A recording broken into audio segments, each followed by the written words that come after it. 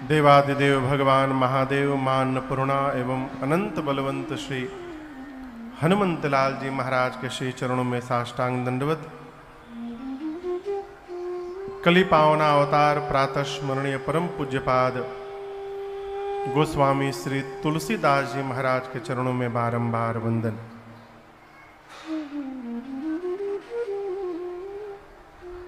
बिहार के इस भोजपुर जिला है ना कि आरा, दोनों एक ही है ना। हाँ, इस भोजपुर जिला के आपके इस ग्राम गुलजारपुर के इस परम पुनीत धराधाम पर प्रातः स्मरणीय पूज्य श्री गोविंदाचार्य जी महाराज के पावन तत्वावधान में चल रही इस 51 कुंडीय श्री लक्ष्मी नारायण महायज्ञ में इस 5 दिवसीय श्री राम कथा महोत्सव के आज प्रथम सत्र में हम और आप यहाँ पर उपस्थित हुए हैं। कथा का समय तो सायंकाल 6 बजे से रात्रि 9 बजे तक है, परंतु हरि इच्छा कहिए, रघुनाथ जी की इच्छा कहिए, आज पहले दिन जिस समय कथा विश्राम होनी थी उस समय प्रारंभ हो रही है, तो व्यवस्था के कारण कुछ विलंब हुआ। इसके लिए हम अपनी ओर से आपसे क्षमा प्रार्थी हैं। कल से कथा अपने सुनिश्चित समय से 5:45 बजे से प्रारंभ होकर 9, साढ़े 9 तक चलेगी। आज चूंकि 5 दिवसीय सत्र है, इसलिए कथा तो करनी ही है, इसलिए आज आध 1 घंटे हम और आप इस सत्संग में उपस्थित होंगे। पिछले लगभग 2-3 वर्षों से पूज्य श्री गोविंदाचार्य जी महाराज से मेरा 2-3 बार मिलना हुआ। कई बार स्वामी जी ने आदेश दिया, आग्रह किया, नहीं कहूँगा, आदेश देते हुए कहा कि बिहार में राम कथा गानी है। मैंने कहा जो भी रघुनाथ जी की इच्छा होगी, और उसी इच्छा के परिणाम स्वरूप आज यहाँ हम और आप उपस्थित हुए हैं इस राम कथा गंगा में स्नान करने के लिए। मंच पर उपस्थित पूज्य गोविंदाचार्य जी के बगल में पूज्य संत चरण सरकार मध्य प्रदेश से आगमन हुआ है धाम से, और भी जितने यहाँ संत चरण हैं यज्ञ में उपस्थित हुए हैं, आप सभी लोगों को मेरा अपनी इस मंडली के साथ सादर जय सिया राम। जोर से कहिए जय सिया राम, जय सिया राम। सरकार ने इस गुलजारपुर धाम को, ग्राम को धाम बना दिया है इस यज्ञ का आयोजन करके।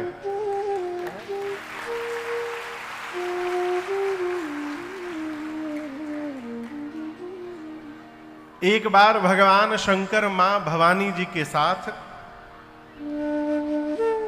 नंदी पर विराजमान होकर के और कहीं यात्रा में जा रहे थे। अचानक एक स्थान पर भगवान शंकर नंदी से उतरे और धरती पर लौटने लगे। मां भवानी आश्चर्यचकित हुई कि अचानक बाबा को हुआ क्या। भगवान शंकर जब वापस नंदी पर बैठे तो मां ने पूछा जिज्ञासावश, प्रभु इस धरा पर ऐसी क्या विशेषता थी कि आप अचानक उतरकर धरा पर लौटने लगे। बाबा ने कहा कि देवी, जिस धरा पर मैं लौट रहा था उस धरती पर बहुत दिन पहले यज्ञ हुआ था, उस स्थान के धूल को मैं अपने शरीर में लगा रहा था। यज्ञ की इतनी महिमा है। थोड़ी दूर आगे गए तो फिर एक स्थान पर उतरकर बाबा लौटने लगे। जब वापस बैठे तो मां ने फिर से पूछा, प्रभु क्या यहां भी यज्ञ हुआ था। बाबा बोले, यहां यज्ञ हुआ नहीं था, भविष्य में इस स्थान पर यज्ञ होने वाला है, इसलिए मैं उस धरा के धूल को स्पर्श कर रहा था। आप इस बात को ठीक से समझिएगा, जब तक जिस धरा का भाग्योदय नहीं होता है तब तक उस धरा पर किसी संत का आगमन नहीं होता है। और जब संत आएंगे तो संत अपने साथ अनंत को भी लेकर आएंगे और उस धरा पर किसी न किसी रूप में यज्ञ का आयोजन होता है, जिसके हम और आप आज साक्षी बन रहे हैं इस गुलजार प्रोग्राम में। तो इस श्री लक्ष्मी नारायण महायज्ञ में राजन को भी अपनी सेवा करने का सौभाग्य प्राप्त हुआ। इसके लिए मैं पूज्य स्वामी जी को बहुत बहुत साधुवाद और धन्यवाद देता हूँ। मैं आपका जीवन पर्यंत आभारी रहूंगा कि आपने मुझे ये सौभाग्य प्रदान किया।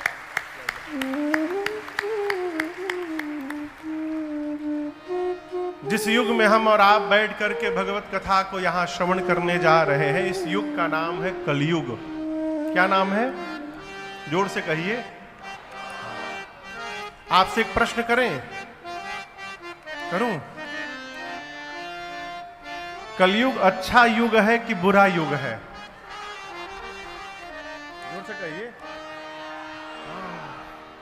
यह बूझे के बाद हाँ, कई लोग पानी पीता पुलटा हो गया।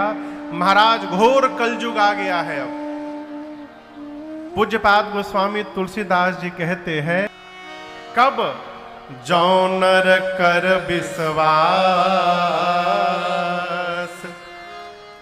गाई राम गुण गण बिमला, भवतर बिनहि प्रयास।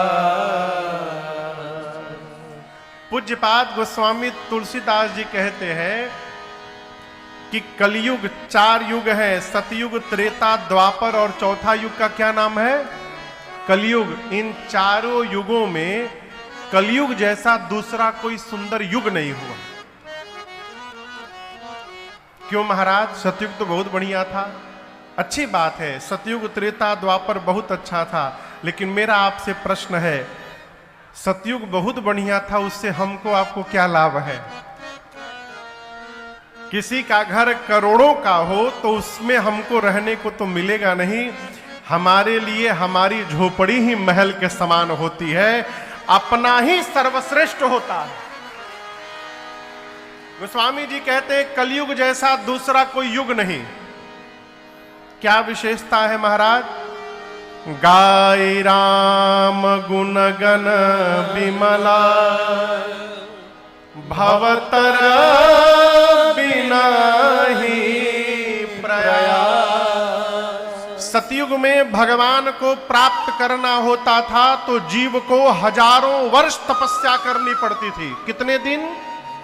हजारों वर्ष। कलयुग में आदमी 1 महीना तपस्या कर लेता है तो फिर कहता है अब भगवानों में दम नहीं खे, 1 महीना से बैठल बनी हम। सतयुग में हजारों वर्ष तपस्या करनी पड़ती थी।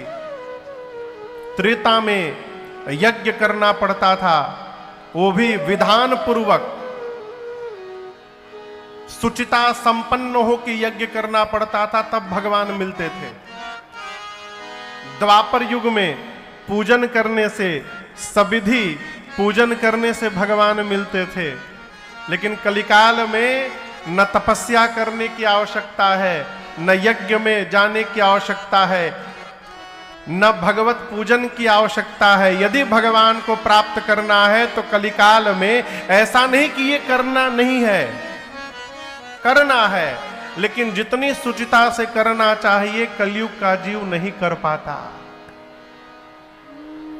हम तो देखें सरकार, फुल पैंट पहन के लोग यज्ञ में स्वाहा स्वाहा किए रहते हैं। हमने आंखों है, आदमी भगवान का पूजा बढ़ जाती है कि जल्दी भगवान ने मालिक है। तो कलयुग का जीव कैसे भगवान को प्राप्त करेगा? गोस्वामी जी कहते हैं, गाई राम गुण गण बिमला,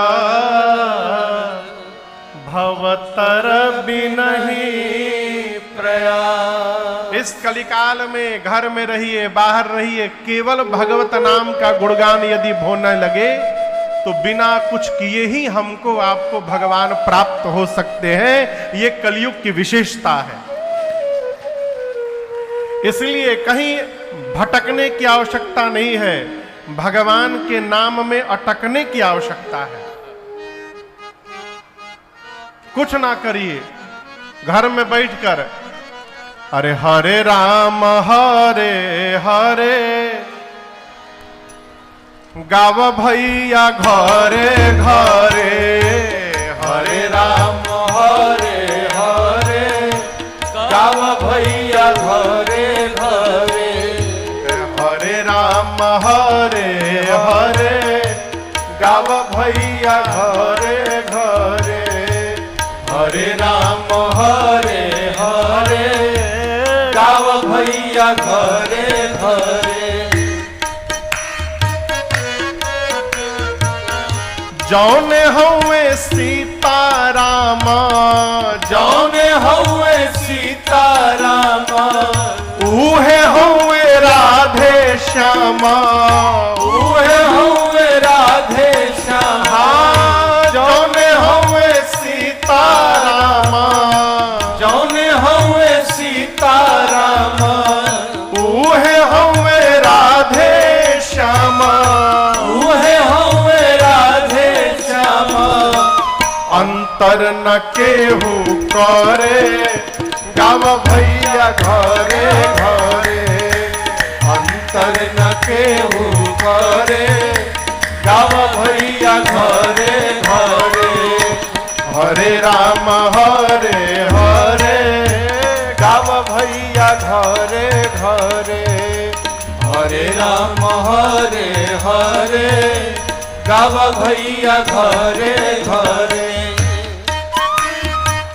फरे लाई नाही कबहू सरे लाई, नाही कबहू सरे लाई, मुहवे में फरे लाई, मुहवे में फरे लाई, नाही कबहू सरे लाई, नाही कबहू सरे और लाई। का अगियों में नाही जरे गाव भैया घरे घरे, हरे राम हरे हरे गाव भैया घरे घरे, हरे राम हरे हरे गाव भैया घरे घरे।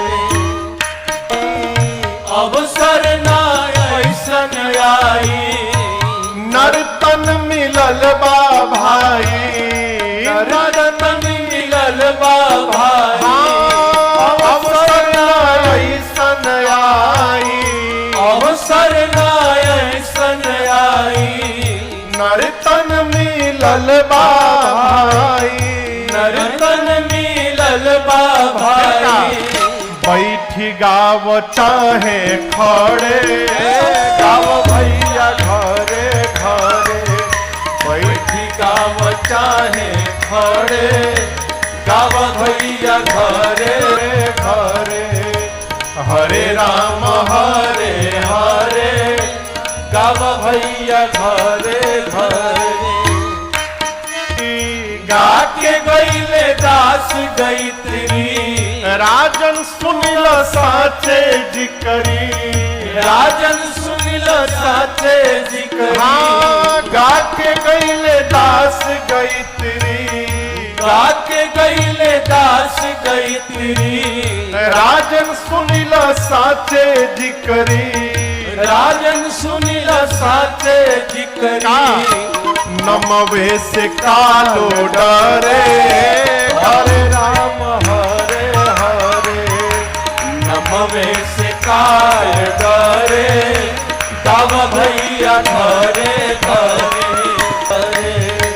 हरे राम हरे हरे गाव भैया घरे घरे, हरे राम हरे हरे गाव भैया घरे घरे। अरे बैठी गाव चाहे खड़े गाव भैया का गुणगान हो, भगवत चरित्र का गुणगान हो, तो बिना दूसरा कुछ साधन किए भगवान को भी प्राप्त कर सकते हैं, इसमें कोई लेकिन नहीं है। जिस ग्रंथ के आश्रय में बैठकर हम और आप भगवत कथा को श्रवण करेंगे, इस ग्रंथ का नाम है श्री रामचरितमानस। क्या नाम है?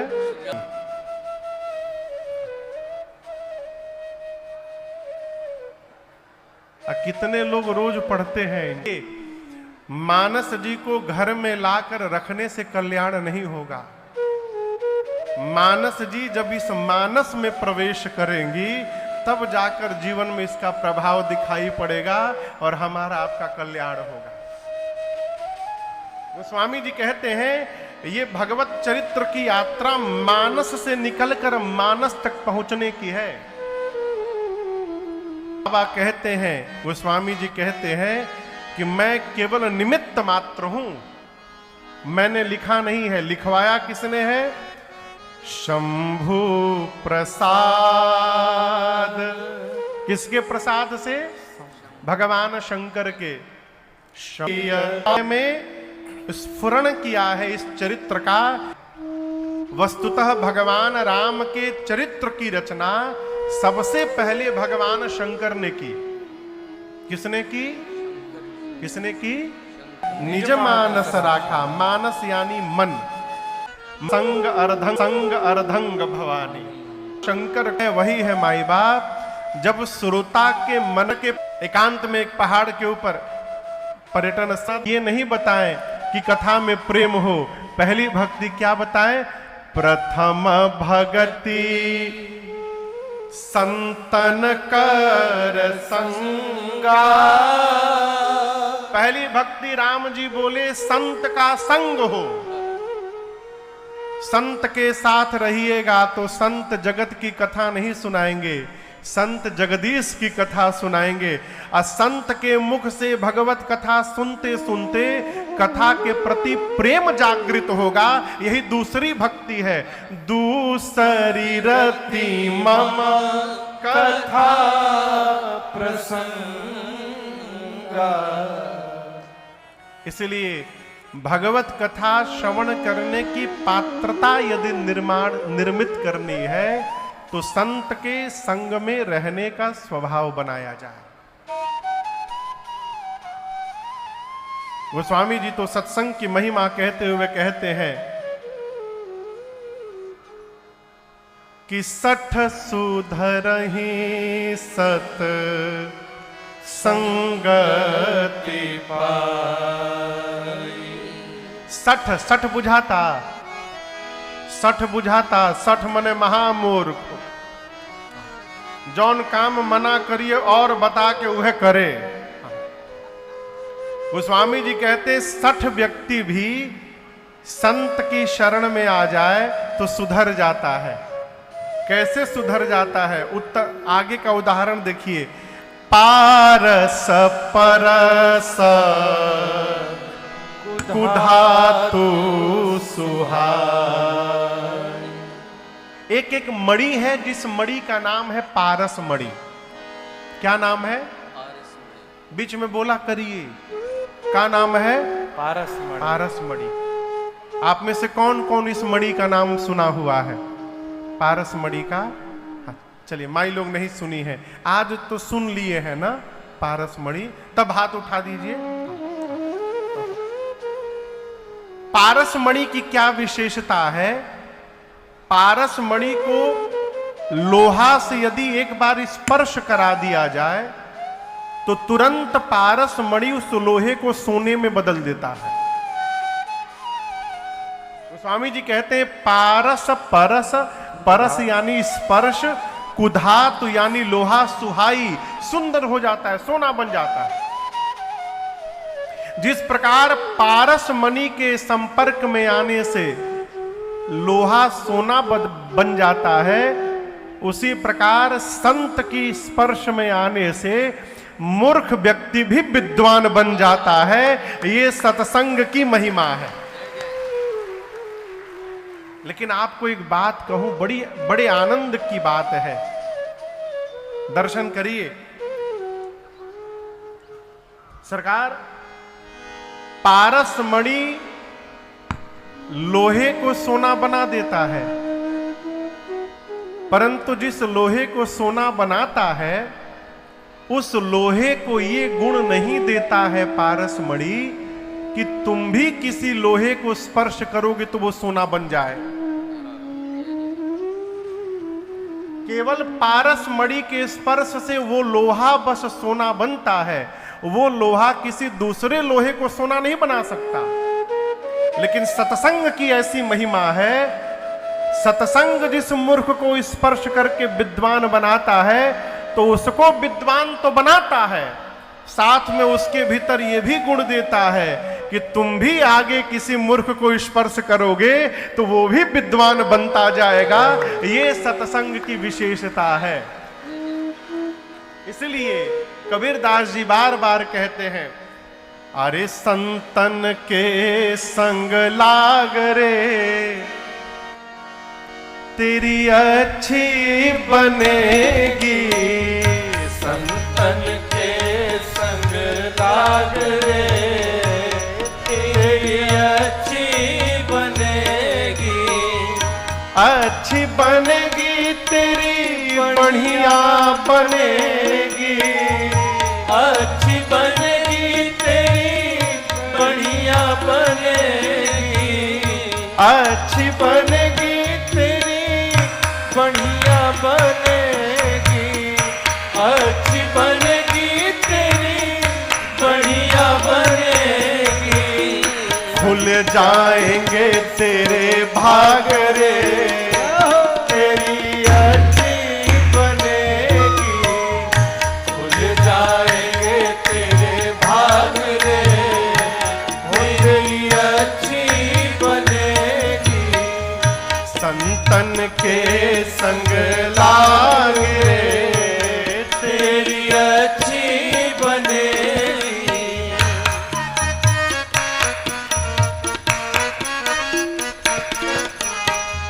ध्रुव की बनी प्रहलाद जी की बन गई, ध्रुव की बनी प्रहलाद जी की बन गई, ध्रुव की बनी प्रहलाद जी की बन गई, ध्रुव की बनी प्रहलाद जी की बन गई। कैसे?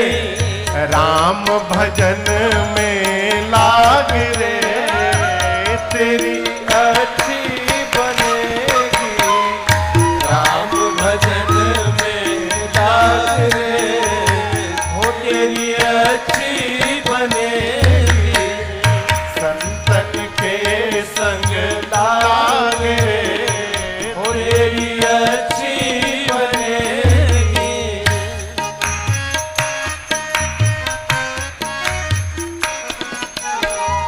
कागा से हमें हंस करेंगे, कागा से हमें हंस करेंगे, कागा से हमें हंस करेंगे, कागा से हमें हंस करेंगे, मिट जाएंगे सब दाग रे तेरी अच्छी बनेगी, अच्छी बनेगी। मोहनिशा में अब तक सोया, मोहनिशा में अब तक सोया, इसमें उसमें कब से सोया, इसमें उसमें कब से खोया। अब जाग सके तो जाग रे वो तेरी अच्छी बनेगी, जाग सके तो जाग रे वो तेरी अच्छी बनेगी, संतन के संग लाग रे वो तेरी अच्छी बनेगी।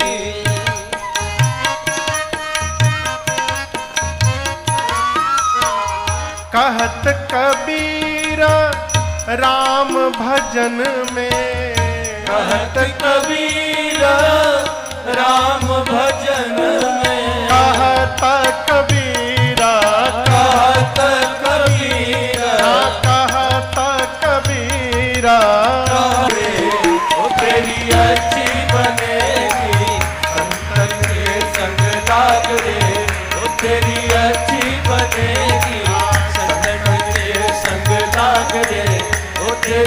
अच्छी बनी तेरी अच्छी तो लाग रे तेरी अच्छी बनेगी। यह है सत्संग की महिमा। इसलिए बिनु सत्संग विवेक न होई। एक बात बोले, बुरा न मानिएगा।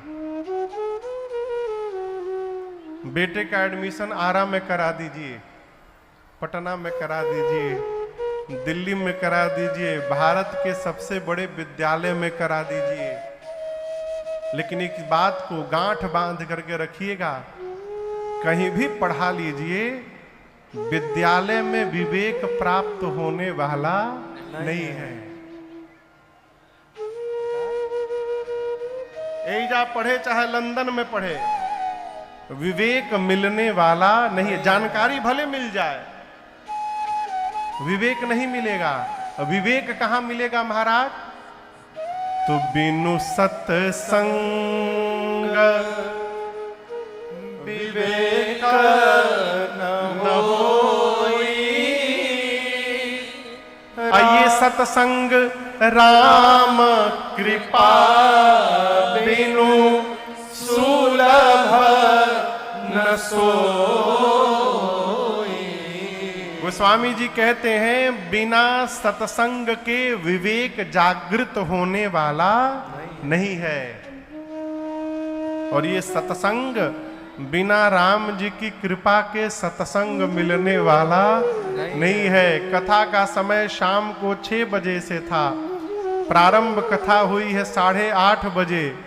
कई लोग आके चले गए होंगे, लेकिन आप लोगों पर राम जी की कृपा है, इसलिए आप लोग अब तक यहां बैठकर श्रवण कर रहे हैं। ये बिना कृपा के संभव होने वाला नहीं है।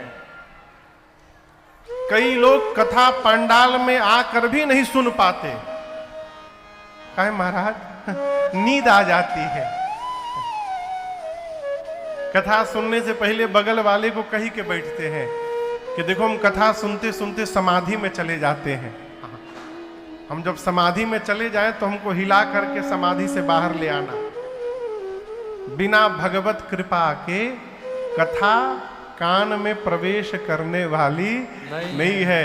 हम गा रहे हैं और आप सुन रहे हैं, यही हम लोगों पर भगवान की विशेष कृपा है।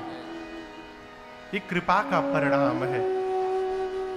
इसलिए बच्चों को केवल यहां नहीं, कहीं भी सत्संग हो, भगवत कथा हो, तो बच्चों के हाथ को पकड़ करके वहां ले जाया करिए।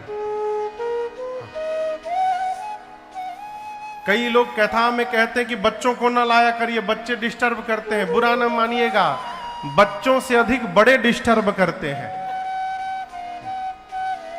कथा के बीच में मोबाइल चलाएंगे, कथा के बीच में बतियाएंगे। बच्चे 5 मिनट भी बैठते हैं ना तो ध्यान से कथा श्रवण करते हैं। इसलिए बच्चों को लेकर के आइए। क्यों? कथा ही जीवन में विवेक को जागृत करने का साधन है। इसके अलावा दूसरा कोई उपाय नहीं है। श्री रामचरितमानस की रचना पूज्यपाद गोस्वामी तुलसीदास जी महाराज करते हैं। और इस मानस जी में 4 घाट हैं। कितने घाट? 4। जोर से कहिए, 4। इस पंडाल में पूज्य स्वामी जी के आदेश से, रघुनाथ जी की कृपा से, ये राजन आपको आज से कथा श्रवण कराने बैठा है। यहां पर ठाकुर जी की कृपा से मैं वक्ता हूं और आप सभी लोग गुलजारपुर के ग्रामवासी, सभी संत विद्वत चरण यहां पर श्रोता बन के बैठे, ठीक ना? लेकिन आपसे कहूं, श्री रामचरितमानस में 4 कथावाचक हैं। कितने कथावाचक हैं? 4। अब आप कहोगे महाराज जी 4 कथावाचक कहां से आ गए? तो मैं एक एक घाट को आपको समझाने का प्रयास करता हूं। ध्यान से सुनिएगा, 4 कथावाचक कहां से आ गए। सबसे पहले वक्ता हैं श्री रामचरितमानस के पूज्यपाद गोस्वामी तुलसीदास जी महाराज। कौन है? गोस्वामी तुलसीदास जी महाराज कथावाचक हैं और सुन कौन रहा है, श्रोता कौन है? तो कहिए तो गंगा मैया सुन रही है, नहीं तो संत समाज सुन रहे हैं, नहीं तो गोस्वामी जी घोषणा करते हैं स्वांतः सुखाय तुलसी रघुनाथ गाथा भाषा निबंध मति मंजुल गोस्वामी जी का अपना निज मन, उनका अपना मन श्रोता है। मानस के प्रथम वक्ता है गोस्वामी तुलसीदास जी। ये कहां कथा गा रहे हैं? तो काशी जी के 80 घाट पर बैठकर। काशी जी में एक घाट है जिसका नाम है 80 घाट। उसी 80 घाट पर गोस्वामी जी कथा गा रहे हैं। गंगा मैया, गोस्वामी जी का मन, संत समाज सुन रहा है। और इस घाट का नाम है शरणागति घाट। क्या नाम है? शरणागति घाट। शरणागति घाट नाम क्यों पड़ा? क्योंकि गोस्वामी तुलसीदास जी शरणागत भाव से भर करके कथा गा रहे हैं। ये बड़ा सूक्ष्म विषय है। जी शरणागत आय के बारे में महिमा भारी हो, अरे हम आए 100 बीमारी की एक दवाई का नाम है शरणागत हो जाना। और आपसे इस बात को बड़े ध्यान से समझिएगा, शरणागत हो जाना यानी भगवान के भरोसे हो जाना। शरणागत होने का अर्थ ये नहीं कि हमारा शरीर भगवान के पास रहे, ना ना। शरीर खेत में रहे, शरीर नौकरी में रहे, शरीर व्यापार में रहे, शरीर कहीं भी रहे, यदि हमारा मन भगवान में लगा हुआ है तो हम व्यापार करते हुए भगवान के शरण में बैठे हैं। ये शरणागत भाव है।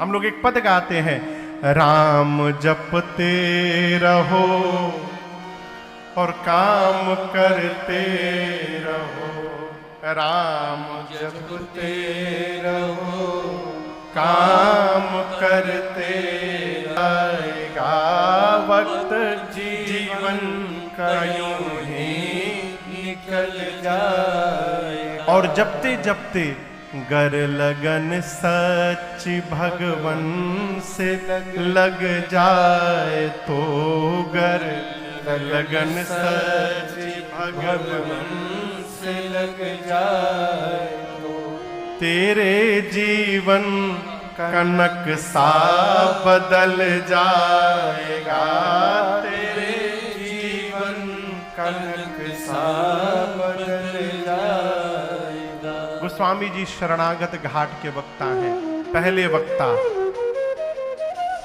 गोस्वामी जी कह रहे हैं मानस जी में कि मैं आप लोगों को वो कथा सुना। अब दूसरे कथावाचक आ गए याज्ञवल्क ऋषि, श्रोता है भरद्वाज जी, स्थान है तीर्थराज प्रयाग, और इस घाट का नाम है कर्मकांड घाट। क्या नाम है? जीवन में किस प्रकार का कैसा कर्म करना चाहिए, ये बात सब याज्ञवल्क ऋषि ने मानस जी में बताई। दूसरे वक्ता, मैं आपको वो कथा सुना। मानस में ज्ञान की सभी बातें भगवान शंकर ने बताई।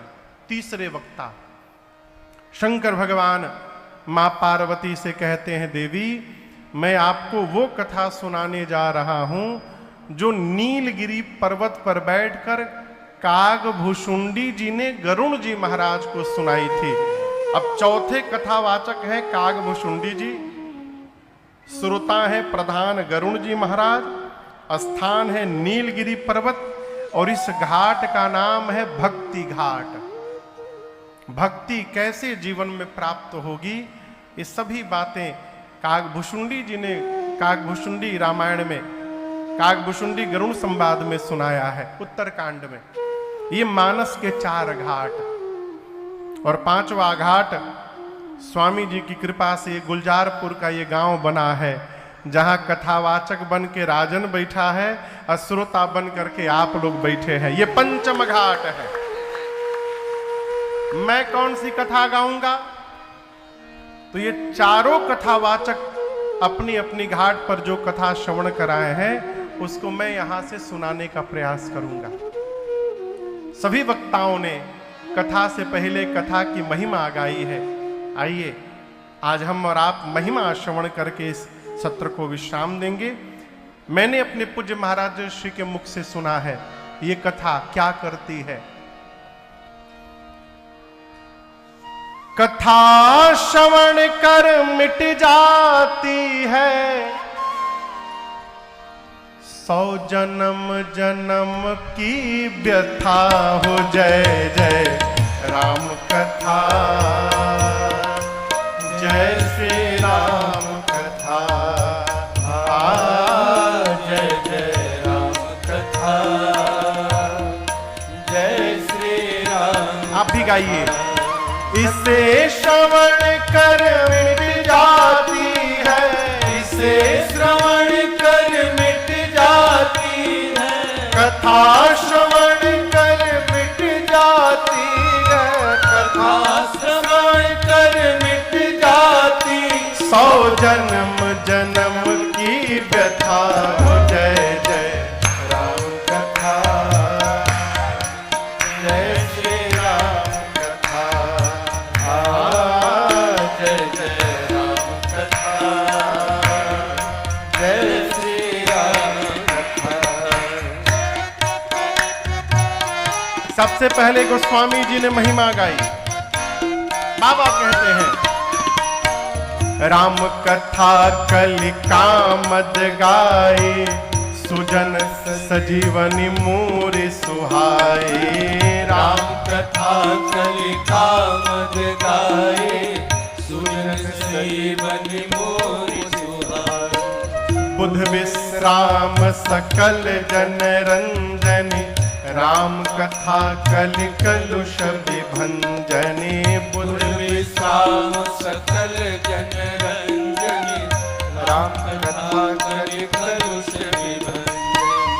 तेरा परमारथ बन जाए, तेरा परमारथ बन जाए, मेरा परमारथ बन जाए, मेरा परमारथ बन जाए। श्री नारद कर जथा हो। जय जय राम कथा, जय श्री राम कथा, जय जय राम कथा, जय श्री राम कथा।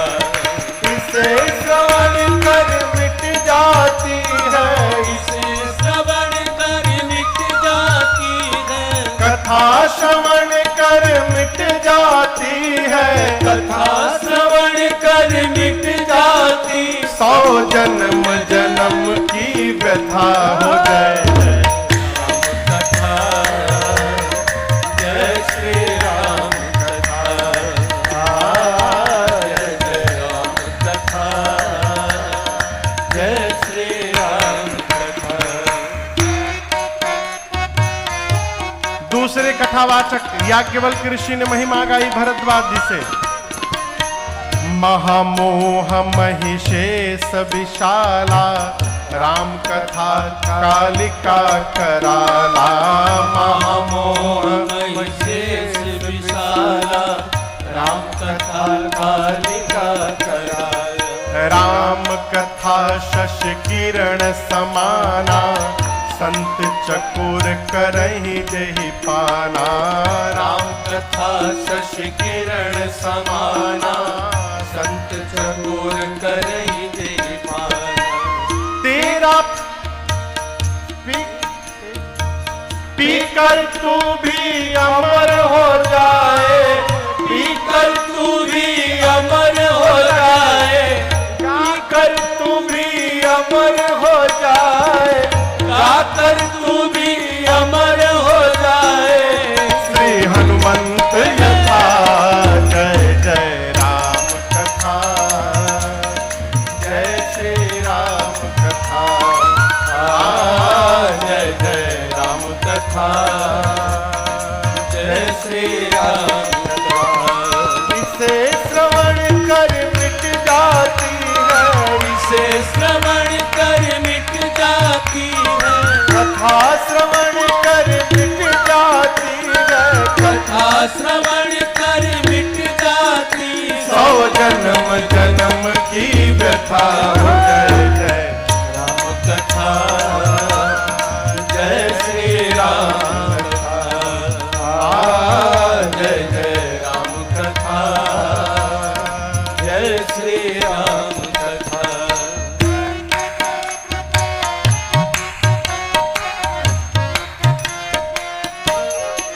भगवान शंकर मां भवानी से बोले, राम कथा कल बिटप कुठारे, सादर सुनु मेरे राजकुमारे। राम कथा कल बिटप कुठारे, सादर सुनु मेरे राजकुमार। राम कथा सुंदर कर तारे, संशय विहग उड़ावनिहारे। राम कथा सुंदर कर तारे, संशय विहग उड़ावनिहारी।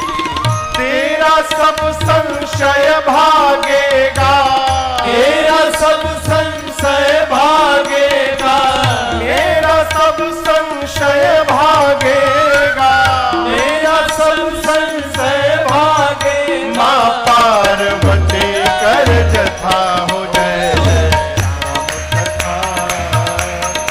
जय श्री राम कथा, जय जय राम कथा, जय श्री राम कथा। इसे श्रवण कर मिट जाती है, इसे श्रवण कर मिट जाती है। कथा श्रवण कर मिट जाती है। कथा श्रवण कर मिट जाती। 100 जन्म जन्म की व्यथा हो। जय जय राम कथा, जय श्री राम कथा, जय जय राम कथा, जय श्री राम कथा, जय जय राम कथा, जय श्री राम कथा। सभी घाट पर कथा से पहले कथा की महिमा गाई गई। गोस्वामी जी कहते हैं, भगवान की कथा कलिकाल में कामधेनु है। जो कामना करिए भगवान की कथा वो कामना पूर्ण करती है। याज्ञवल्क्य ऋषि कहते हैं, कथा मोह रूपी महिषासुर का मर्दन करने के लिए मां काली के समान है। भगवान शंकर कहते हैं, देवी कलिकाल के विकार रूपी वृक्ष को काटने के लिए भगवान की कथा कुल्हाड़ी के समान है। शंकर जी ने तो कथा को हाथ की ताली भी बता दिया। राम कथा सुंदर कर तारी। शंकर जी बोले, देवी राम जी की कथा हाथ की सुंदर ताली है। मां ने कहा, प्रभु आप कथा को ताली क्यों कह रहे हैं? शंकर जी बोले, अच्छा ये बताइए, बहुत सारे पक्षी एक जगह बैठे हों, कबूतर हो, तोता हो, गौरैया हो, मैना हो, बहुत सारे पक्षी बैठे हों और उसी में कोई धीरे धीरे जाए और जा करके अचानक ताली बजा दे, क्या होगा? बोलिए क्या होगा? पक्षी उड़ जाएंगे। मां ने कहा, प्रभु पक्षी सब उड़ जाएंगे। शंकर भगवान बोले, देवी हाथ की ताली बजाने से जैसे पक्षी उड़ जाते हैं, उसी प्रकार भगवान राम की कथा वो ताली है, जो भी जीवन में कथा की ताली बजाएगा उसके जीवन से संशय के पक्षी अपने आप उड़ के चले जाएंगे, उसका सारा संशय समाप्त हो जाएगा। चौथे स्थान पर वक्ता से पहले श्रोता ने कथा की महिमा गाई। गरुण जी बोले काकभुषुंडी जी से कि हे काकभुषुंडी जी, मुझे भ्रम हुआ था मन में कि राम जी असली राम है कि नकली। शंकर जी ने मुझे आपके पास भेजा कि वहां जाकर काकभुषुंडी जी से राम कथा श्रवण करिए, तब आपका भ्रम समाप्त होगा। मैं आया कथा सुनने के लिए, अभी कथा सुना नहीं, आपके आश्रम का केवल दर्शन मैंने किया और मेरा सारा भ्रम समाप्त हो गया। जिस आश्रम में भगवान की कथा हो रही है, कथा होते होते उस आश्रम की इतनी महिमा हो गई कि उसके दर्शन से भ्रम समाप्त हो गया। तो जब कथा कान में जाएगी तो क्या प्रभाव पड़ेगा। इसलिए आपसे निवेदन करता हूं, आप आदर पूर्वक मुझे भगवान की कथा श्रवण कराइए। इस प्रकार चारों घाट पर भगवान की कथा की महिमा गाई गई। आज हमने और आपने यहाँ पर महिमा को श्रवण किया है। कल हम और आप भूत भावन भगवान शंकर और मां पार्वती जी के विवाह की कथा श्रवण करेंगे। विवाह तो बहुते आप लोग सुने होंगे, देखे होंगे। शादी विवाह का समय भी चल रहा है, कई गो न्योता आइलो हुई रुआ सबके। लेकिन मैं एक बात कहूंगा, कल इस पंडाल में जो विवाह की कथा आप श्रवण करेंगे, ऐसी कथा विवाह की ना आप कभी सुने होंगे ना सुनेंगे। क्यों? भगवान शंकर के विवाह की कथा है। और आप ही नहीं, पूरे दुनिया के भूत प्रेत कल यहां गुलजारपुर में आएंगे बाबा के विवाह में बाराती बनने के लिए। तो आपसे भी निवेदन है, कल हम और आप ठीक 5:45 बजे यहां पर भगवान शिव और मां पार्वती के विवाह महोत्सव में मिलते हैं। तब तक के लिए हरे राम राम राम सीताराम राम राम, हरे राम राम राम सीताराम राम राम। हरे राम राम राम सीताराम राम राम, हरे राम राम राम सीताराम राम राम। हरे राम राम राम सीताराम राम राम, हरे राम राम राम सीताराम राम राम। सीताराम राम राम सीताराम राम। सभी लोग दोनों हाथ ऊपर उठा करके एक बार साथ में कहेंगे, हरे राम राम राम हरे हरे, हरे कृष्ण कृष्ण कृष्ण हरे हरे। कथा विसर्जन आज की प्रभु शंभुनाथ हनुमान, राम लखन श्री जान के सदा करो कल्याण।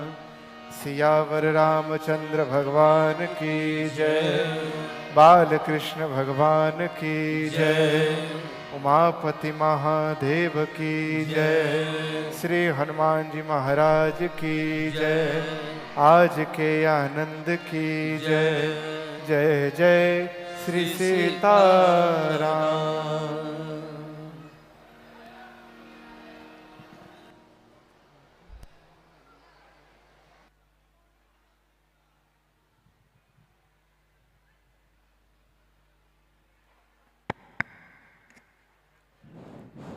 जय श्रीमनारायण। आज समय को नजर देखते हुए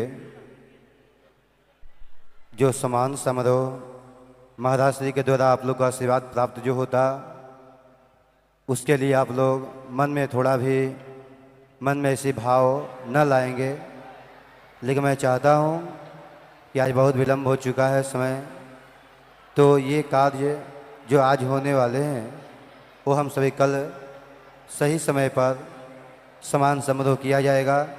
महाराज श्री का आशीर्वाद भी प्राप्त आप लोग करेंगे। एक एक करके मैं कल नाम आप लोग को घोषणा करूंगा और आकर के कल मंच पर महाराज श्री का आशीर्वाद जरूर प्राप्त करेंगे।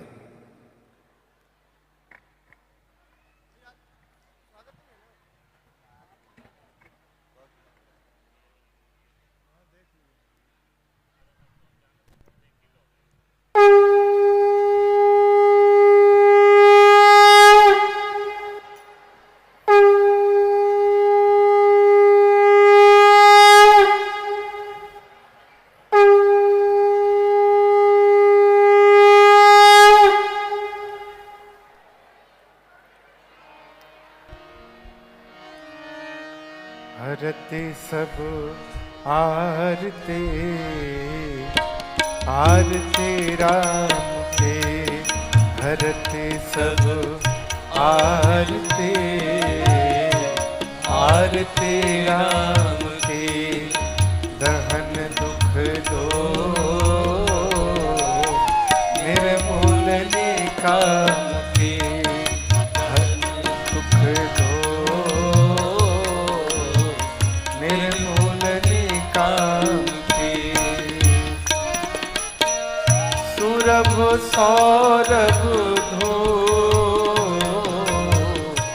दीप बरमालिका उड़त अघ विहंग सुनी ताल कर तालिका भरती सब आरती आरती राम की भक्तर जी भवना अज्ञान तमहारिणी विमल ज्ञानमय तेज विस्तारिणी हरति सब आरती आरती राम की मोहम्मद को कली कंज हिम जानी मुक्ति की दूतिका देह दुति दामिनी हरति सब आरती आरती राम की प्रणत जन कुमुद बना इंदु कर जालिका तुलसी अभिमान महिषे हाँ बहु कालिका हरति सब आरती आरती राम की आरती राम की आरती राम की